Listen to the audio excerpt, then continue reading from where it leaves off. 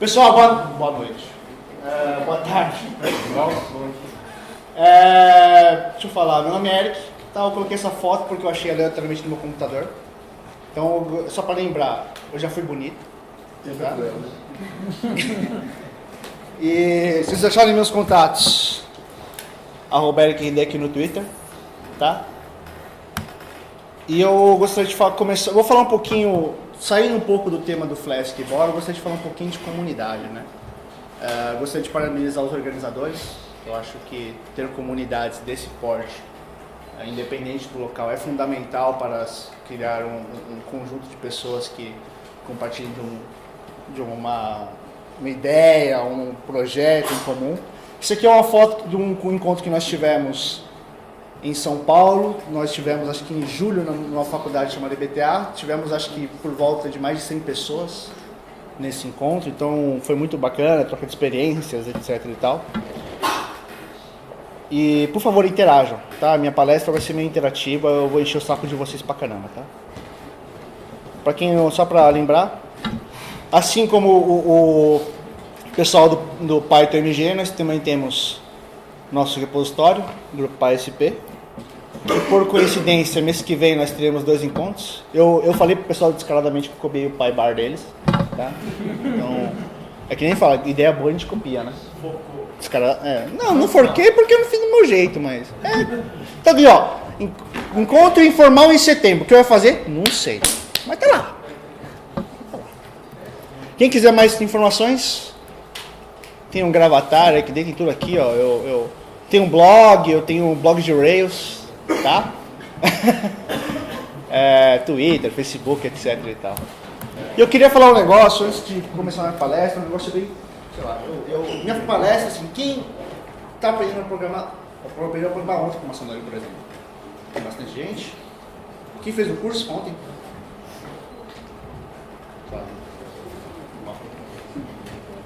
Por que eu digo isso? A minha palestra, ao contrário de todas as outras, ela será uma palestra que eu chamo de Baby Step for Dummies. O que seria Baby Step for Dummies? É o básico do básico do básico. Tá? Porque eu acho que tudo tem um começo. Por exemplo, eu aprendi a programar sozinho e nesse meio tempo eu aprendi que a partir do momento que eu tenho pessoas ao meu redor que compartilham as mesmas dificuldades que eu consigo aprender muito mais rápido. O que eu levei 1 ano para aprender sozinho, eu aprendi em 1 mês, interagindo com o pessoal do grupo ISP, etc e tal. Outra coisa que eu quero lembrar é sobre essa ideia de síndrome do impostor. Alguém conhece de síndrome do impostor? Por favor. Tá? Para quem não conhece síndrome do impostor, é um sentimento que a maioria dos profissionais de TI, ou até principalmente na área de mulheres, que é o sentimento no qual as pessoas que estão ao nosso redor têm um conhecimento muito maior do que o nosso. Então a gente tem aquele sentimento de inferioridade. E eu percebo muito, foi um negócio que esse tempo para cá ele começou a ganhar maior notoriedade, e eu percebi que muitas pessoas têm isso e não sabem, não reconhecem, sentem dificuldade, você fica meio receoso sobre suas capacidades, etc e tal. Eu percebi que eu tenho também.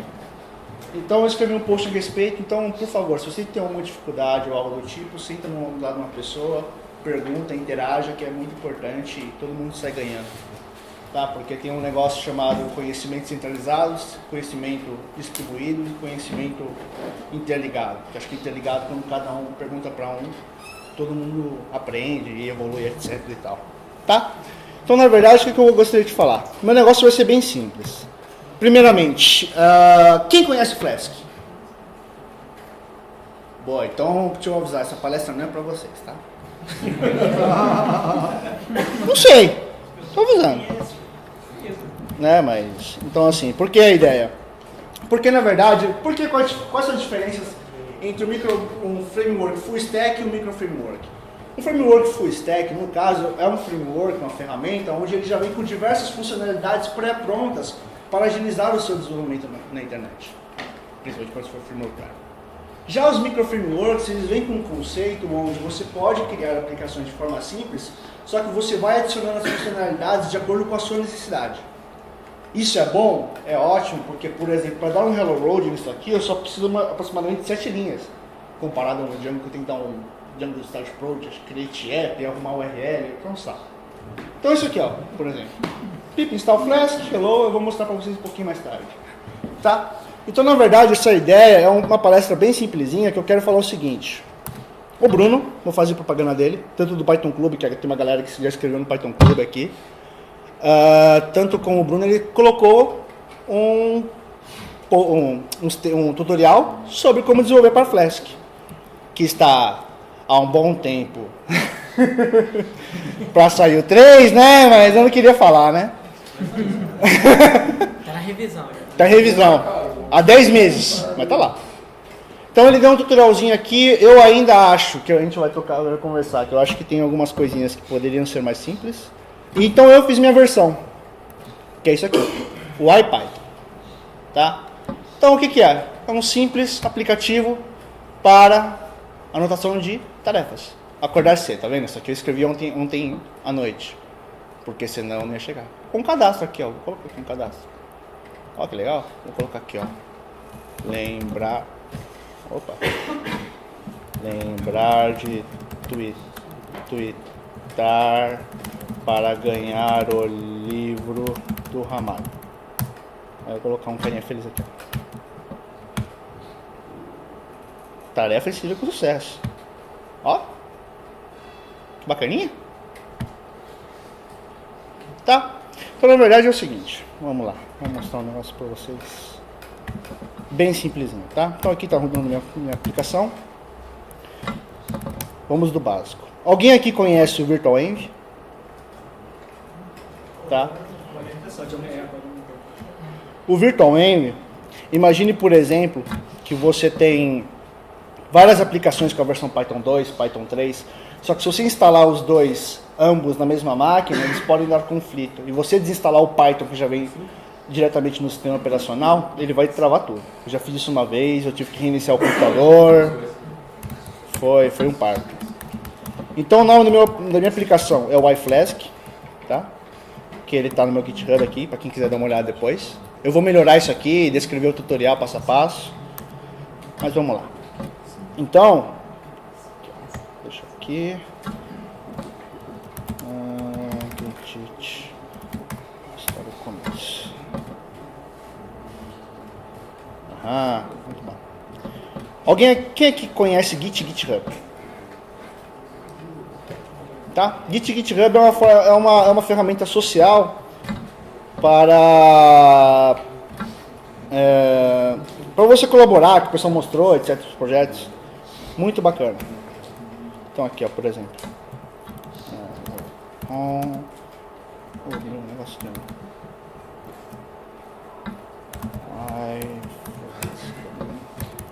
Hã?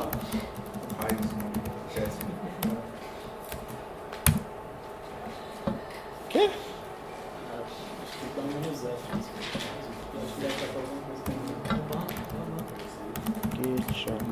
Menos F, tá falando? É isso? Ah, não sei. Stash.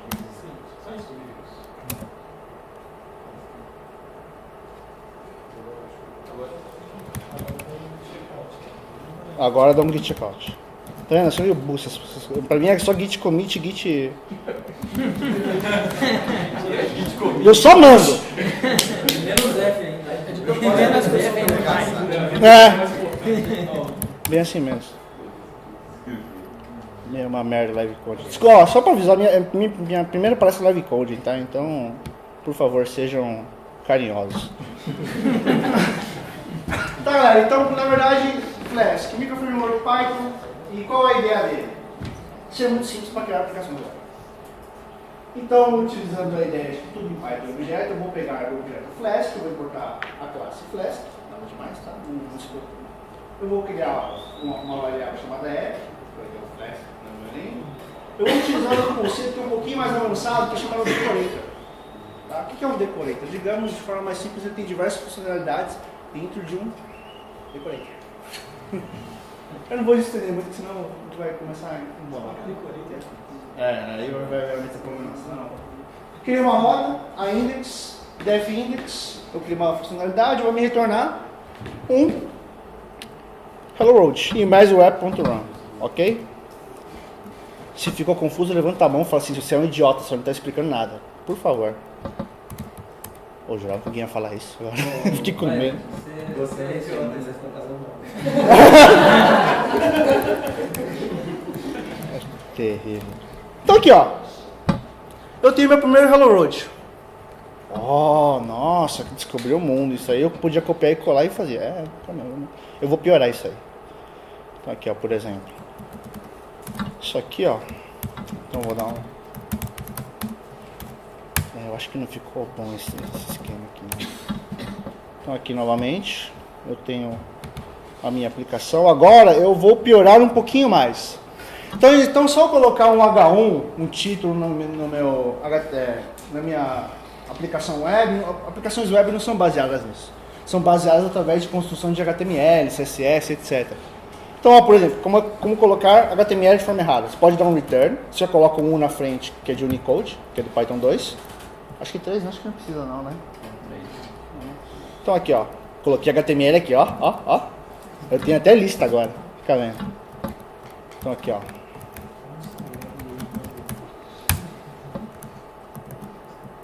Ó. Ixi Maria, agora eu tenho lista. Então, ó. Cachaça eu não tomei até agora, é culpa dos organizadores. Não me deram o roteiro?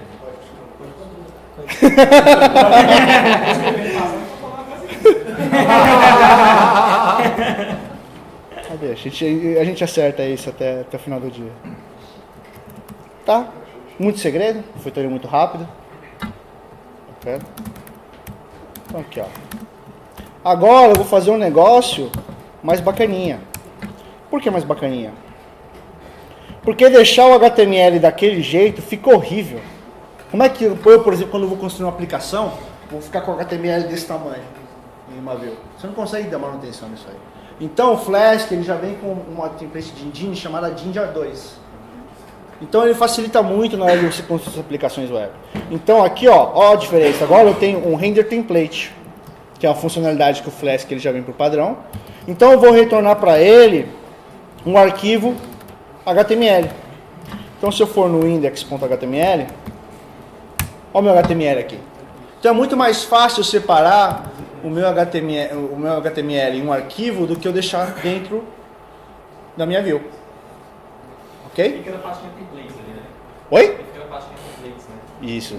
Muito obrigado. Tá vendo como eu sou idiota? Tem isso aqui, templates. Então aqui, ó, por exemplo. Meu roteiro, ó, eu nem falei muito, já estou na fase 4. Então, git, checkout, simple add, task. Ixi, mas deu muita aba aberta. Então aqui. Agora eu tenho uma nova funcionalidade. Para eu conseguir conectar no meu banco de dados, existe uma biblioteca muito famosa chamada SQL Alchemy. Tá? Ele é uma ORM que é feita em Python, que você pode utilizar tanto para Django, Web2Py, etc. E tal, mas ele funciona muito bem, principalmente com Flask e Borrow. Tá? E de forma didática, eu conheci o Dataset, que é uma biblioteca feita em Python, para a criação de protótipos. Então ele é muito simples. Eu dou um import dataset, eu falei, ó, uma variável db, então o dataset connect ao banco chamado todo.db, eu crio uma variável de tarefas que ele vai pegar do banco. Ok. Aí, eu criei... Oi? Eu falei assim, ó, você é idiota.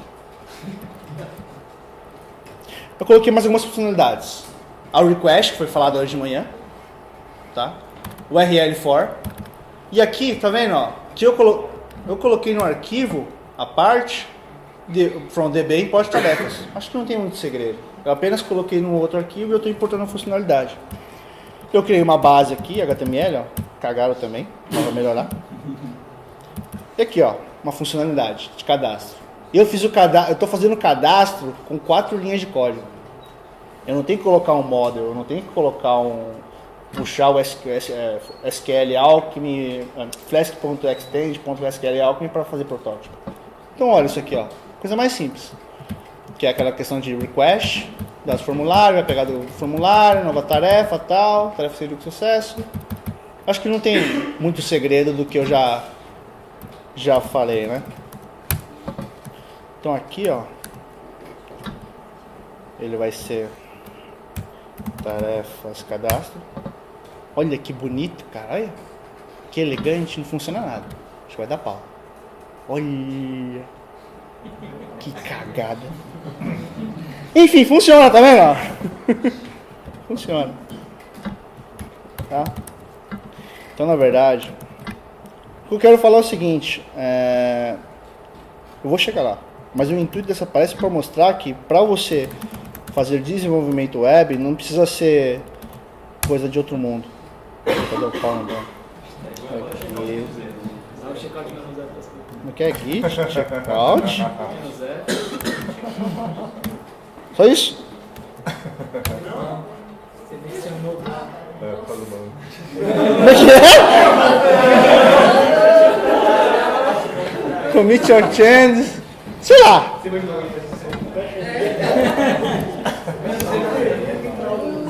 Não sei o que deu, amanhã eu vejo. O que eu mudei aqui mesmo? Adicionei mais templates. Então, ó o base aqui, ó. Eu não deixei ele bagunçado que nem estava na view.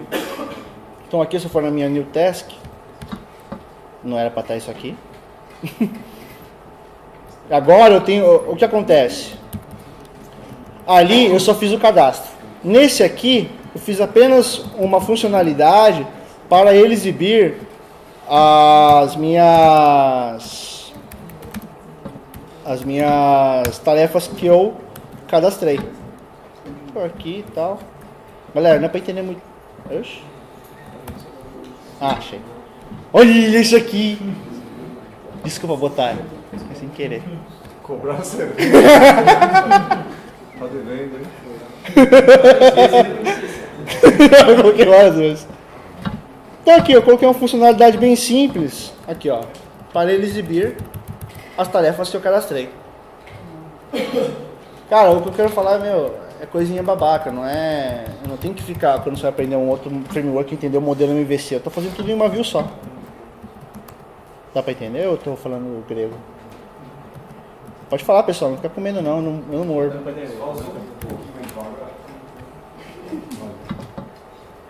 Então assim, por exemplo... Aqui, onde eu tava? Vou pra próxima. Por último aqui.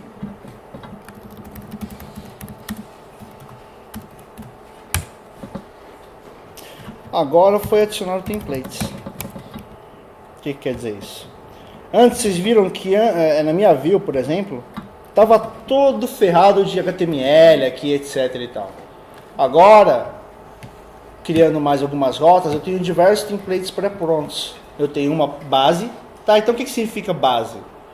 É um HTML que você vai utilizar para todos. Então, todas as minhas páginas que eu criei na minha aplicação, eu vou ter que utilizar o UTF-8, eu vou ter que utilizar o Bootstrap, eu terei um menu que fica chamada Home Cadastro. E aqui, do legal do Jinja, é que ele tem essa sintaxe, onde eu posso criar um block content, onde eu posso colocar o conteúdo das minhas páginas. Aí, ó, o cadastro aqui, ó, bonitinho. Então aqui, ó. Como é que está o cadastro do Base aí? Como no cadastro do Base? É, porque você falou que é a mesma base para todos. Ele estende o base. Ele implementa só o bloco. Você me espera, eu ia falar agora, pô. Eu saí. Acho que eu ia falar. Aqui, ó. Então, assim, comparado ao que você vê, assim, acho que o Massanori falou, coisinha besta. Estou utilizando a funcionalidade para redirecionar URLs. Estou passando o ID. Deixa Meu. eu voltar na última tela. Uma que estava mostrando o bloco com o valor da tag, o texto da tag, mas o bloco em cima, o bloco embaixo, só o texto embaixo. Ele trima o espaço antes e depois do texto? Ficou bem melhor de ver. Tá, isso aqui, por exemplo, aqui eu tenho onde vai o meu conteúdo, certo? Isso. Aí se eu for no meu outro aqui, então, isso. Então isso aqui. Oi? Era o conteúdo do bloco era o texto da tag. Tá mostrando antes. Isso, o Type. É um que eu mostrei agora. Cadastro sucesso, né? A terceira. Terceiro? Abre o terceiro arquivo. Ah, aqui. Isso aí, ó. A linha 2, linha 3. Isso, a minha dúvida foi eu. Esse espaço no começo aí e o new line anterior, ele tá trimado ou não? Não. Pra treinar, você tem que pôr Tem menos. como você falar também no settings, É. ó, sempre faz, porque às vezes você não quer que faça. Visualmente ficou muito melhor assim, né? Mas a ideia é tipo, olha, isso Colocar o menos depois do resultado. legal. Porque, por exemplo, tem uma template técnica nisso, para poder tirar os passos. Trimar, né? Aí por último,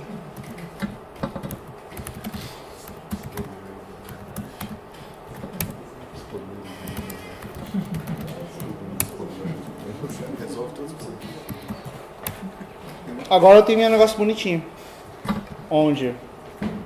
Aqui, ó, coloquei o Bootstrap, agora tá mais bonitinho. Eu tenho um cadastro.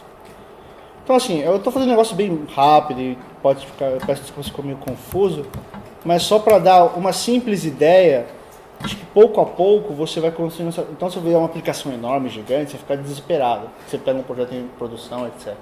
Então assim, é que nem o menino falou, baby step. Você vai um por um, vai devagar, vai indo, vai crescendo, vai desenvolvendo. E aqui por último, só para mostrar para vocês como ficou no final. Então não mudou muito. Tem meu DB, não mudou nada. Meu new task aqui, ó. Agora eu tenho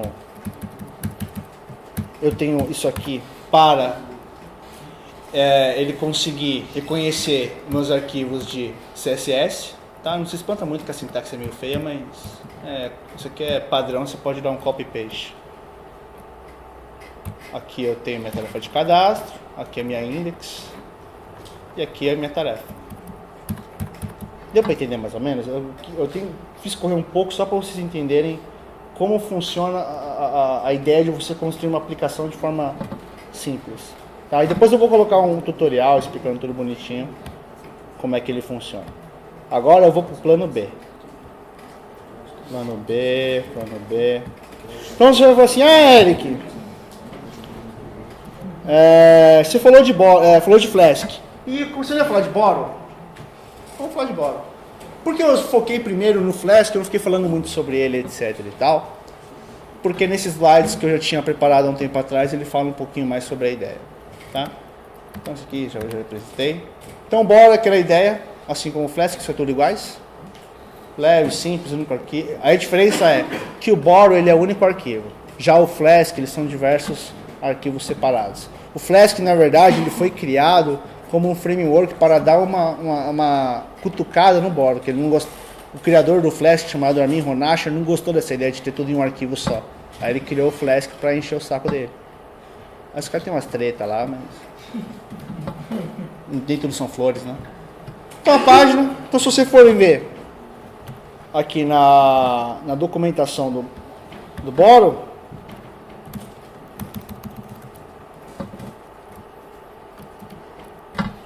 tem muita diferença do Flask? Então são frameworks bem similares, tá? E ixi, mano. PDF. Então como você instalar, como o pessoal falou, pip install Boro, pip install Flask, etc e tal. Aqui, ó.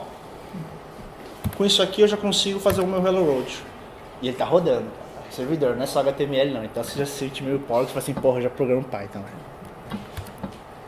Então, por que trabalhar, né, com Boro em relação aos frameworks? Tudo que eu falo de Boro, você leva em consideração que o Flask também é meio assim, tá? Eu vou fazer propaganda do projeto do Avelino, porque assim, a minha palestra, a primeira parte foi mais simplesinha, agora eu vou falar um negócio pra quem é mais experiente ficar feliz, tá? Boro Boilerplate, qual é a ideia? Por exemplo, quando você vai construir uma aplicação no modelo MVC, se você utiliza o Boro, você vai ter que criar o módulo, você vai ter que criar o Vue, vai ter que criar o contor, você vai ter que instalar o Alembic, que é para migrante, você vai ter que instalar o SQL, com os caramba 4. Você perde um baita tempo. Então o Boro Boilerplate ele veio com a ideia para você poder agilizar na construção de sua aplicação. Então, cria um template de um projeto Boro MVC. Você vai dar um pip install Boro Boilerplate, ok? Ele já tem uma ideia do Django, onde você pode começar o seu projeto com a funcionalidade, coloca o Borrow Start Project, na época eu coloquei era a minha palestra TDC, que eu dei esse ano. Entra no diretório, dou um pip install -r requirements, que ele vai baixar todas as dependências que você precisa para utilizar na sua aplicação. E uma funcionalidade muito legal é que, por exemplo, você está desenvolvendo e você sempre precisa olhar alguma coisa na documentação, e você tem que ir lá, digitar, etc. Então, você dá um Borrow Doc, ele já abre o navegador e já vai direto para a documentação. Então, agiliza na hora do desenvolvimento web. Então, olha que legal. No Flash, como eu coloquei de uma forma bem simples, isso aqui você pode ver que olha a quantidade de funcionalidade que ele já vem previamente. Então, você tem o Cookie Cutter, que é a gente tem template, já tem o Jinja, tem o Six, para trabalhar tanto com Python 2 como Python 3, o SQL Alchemy, você tem o Mock para você... Aqui a Mock já é um pouquinho mais avançado, é mais Mock para você poder isolar suas funcionalidades, né? Testes, etc. e tal. E é isso aí. Então olha a diferença quando você já tem um modelo pré-pronto.